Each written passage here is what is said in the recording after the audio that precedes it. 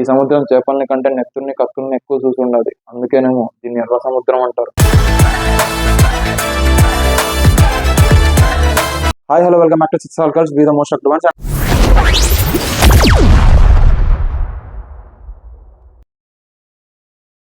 Back with new review of glimpse of Devara.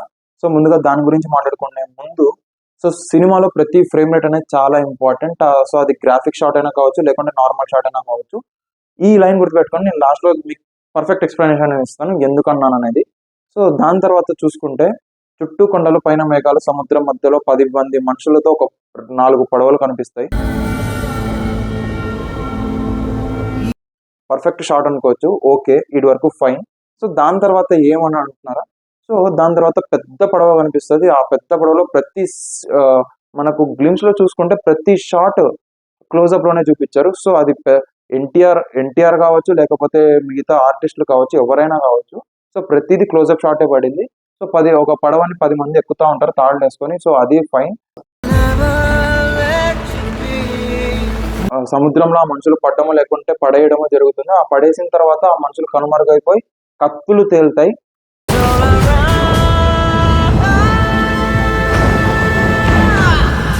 ప్రతి పెద్ద సినిమాలకి ఒక వెపన్ అని తయారు చేపిస్తుంటారు. రీసెంట్ గా మన ఎనిమల్ సినిమాలో ఒక గన్ తయారు చేపించారు. Okay fine. సో మన దేవరా సినిమాకి వచ్చేసి డి షేప్ లో ఉన్న గొడ్డలు తయారు చేపిస్తున్నారు అనుకుంటున్నాను. సో అది మన గ్లిమ్స్ లో పర్ఫెక్ట్ కనపడుతుంది.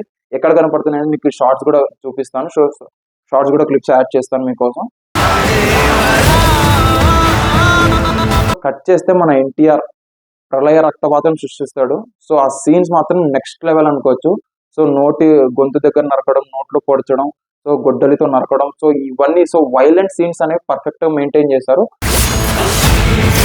So the next level scene ఏంటి అంటే గ్లిమ్స్ లో the opening of the face of the NTR. So ఎందుకంటున్నాను ఈ సీన్ చాలా సినిమాల్లో ఉందని చెప్పి నాకు కూడా తెలుసు, అండ్ మీకు కూడా తెలుసో తెలీదు, నాకైతే తెలియదు. అంటే ఆ ఫేస్ ఓపెనింగ్ అనేది చాలా సినిమాల్లో చూపించారు, కానీ ఈ సినిమాలో కూడా చూపించారు. మన ఎన్టీఆర్ అంటే మనకి ఇష్టం కాబట్టి మనం ఎన్నిసార్లు చూసినా మనకు బోర్ కొట్టదు అనుకోండి. Of course.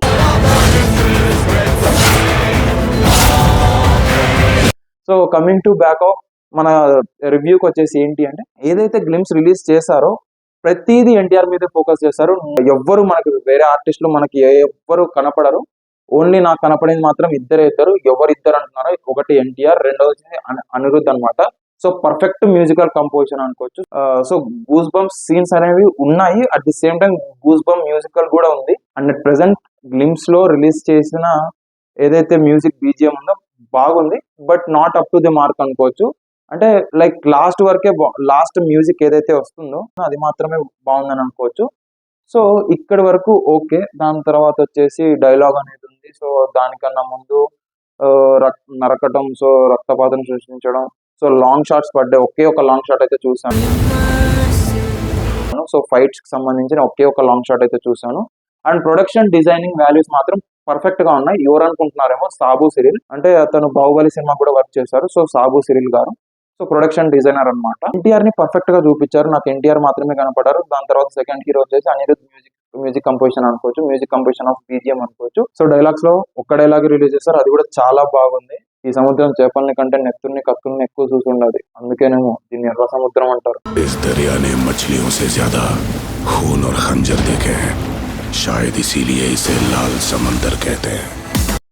సో దాని తర్వాత బీజిఎం పట్టడం, so it was next level. So ఒక మెయిన్ షాట్ అనేది చెప్తాను పర్ఫెక్ట్ గా. రక్తంతో అర్ధచంద్రాకారాన్ని పూర్ణ చంద్రాకారంగా మారుస్తారు. అది మాత్రం నెక్స్ట్ లెవెల్ అనుకోవచ్చు. ఎందుకు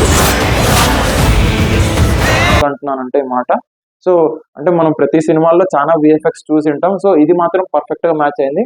సో ఎన్టీఆర్ నరుక్కుంటూ పోతా ఉంటాడు. సో మనకి సినిమా వచ్చిన తర్వాత దాని వాల్యూ అనేది మనకు తెలుస్తుంది. ఆ గూస్ బంప్ సీన్ అనుకోవచ్చు, one of the most goose bump scene అనుకోవచ్చు ఈ సినిమాలో.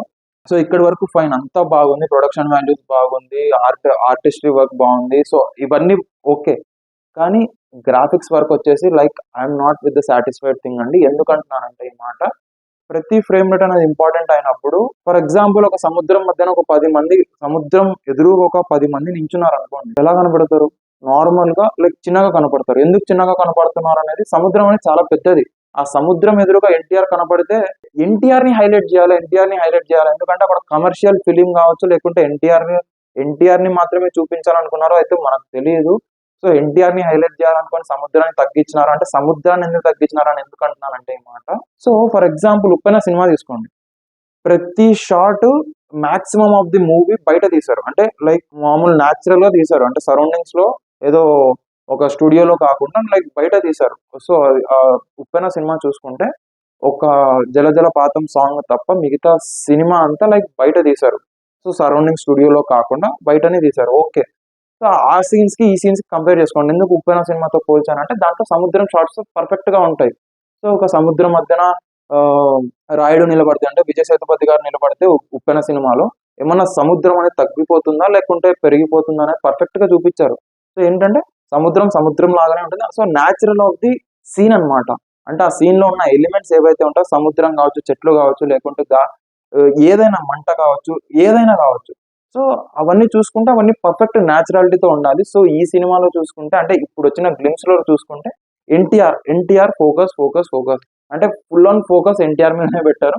ఓకే, ఎన్టీఆర్ ని చూడడం మాకు హ్యాపీనే, బట్ ఓవరాల్ గా సినిమా ఈ విధంగానే ఉంటే మనం చెప్పలేం అనమాట. And glimpse of the review వచ్చేసి పర్ఫెక్ట్ గా ఉంది. హైప్ అయితే ఫుల్ ఇంజక్షన్లు తీసుకొని డ్రగ్స్ ఎక్కించినట్టు ఎక్కించుకోవచ్చు, కానీ ఒక్క గ్రాఫిక్స్ విషయం కావచ్చు లేకపోతే న్యాచురాలిటీ ఆఫ్ ద మూవీ అనేది మిస్ కాకుండా ఉంటే ఇంకా బాగుంటుంది అని చెప్పి నమ్ముతూ so signing off, take care, stay safe. And cases చాలా పెరుగుతున్నాయి, స్టే సేఫ్, బాయ్.